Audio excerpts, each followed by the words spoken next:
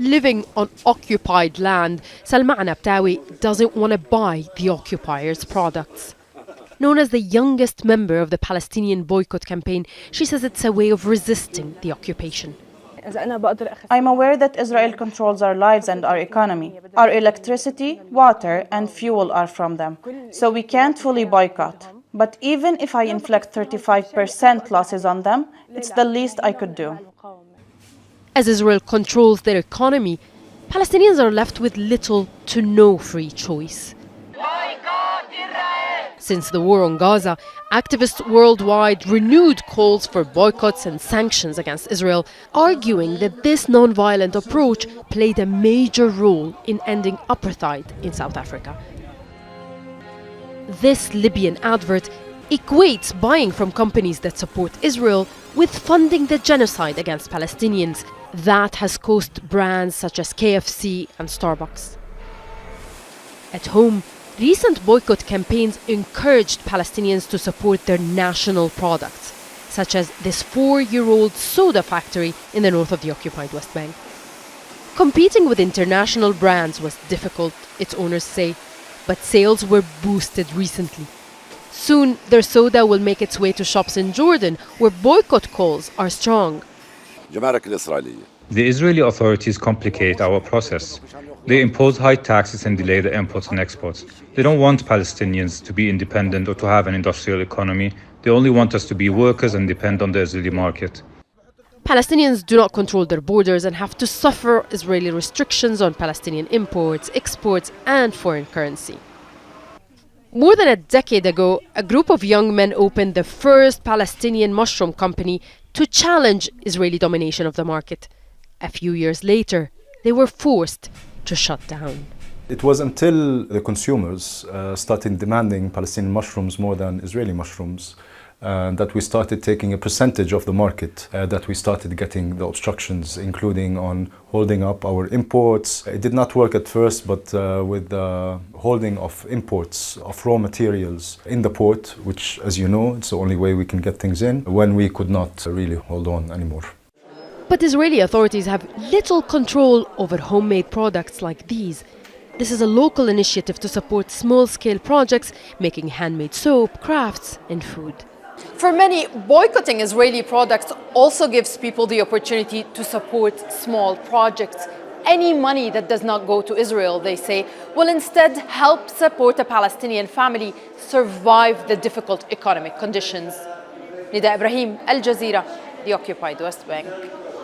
Let's talk about this a bit more with Andrew Dadal. He's Associate Professor of Commercial Law here at Qatar University. Joins us now in Doha. Good to have you with us, Andrew. Hi, Laura. So it's clear that Israel has almost a complete stranglehold on the economy of the occupied West Bank. Does that make a local boycott almost impossible? It makes it very difficult. I mean, the level of control they have over the borders is absolute. All products coming into the Palestinian territories, whether they are Israeli products or from further abroad, have to go through land, sea or airports controlled by Israel. And that includes the setting of taxes. So running business anywhere, anytime is difficult, let alone in a conflict zone. It makes it logistically impossible to deal with suppliers and customers and even do something as simple as collect payment. And that also, I suppose, puts off investors or potential investors because they are not likely to want to invest in something that's as risky as that. Business investment requires certainty, and certainty is lacking in the region. The Palestinian territories are, in the literal sense, a captive market. The dependency between the Israeli economy and the Palestinian economy is absolute, but it's unilateral.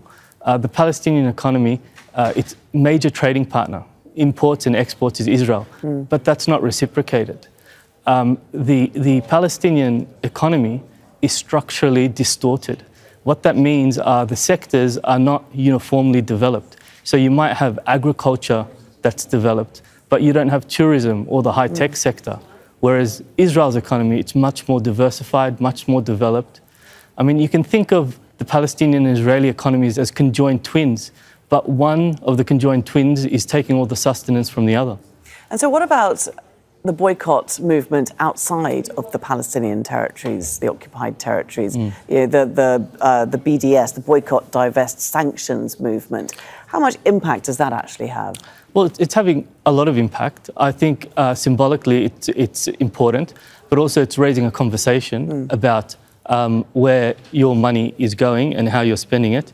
And recently we've seen initiatives and innovations in technology where people can use their smartphones to scan barcodes and get an immediate response about whether the product is linked to an Israeli company or not, but also give you information about what that link is.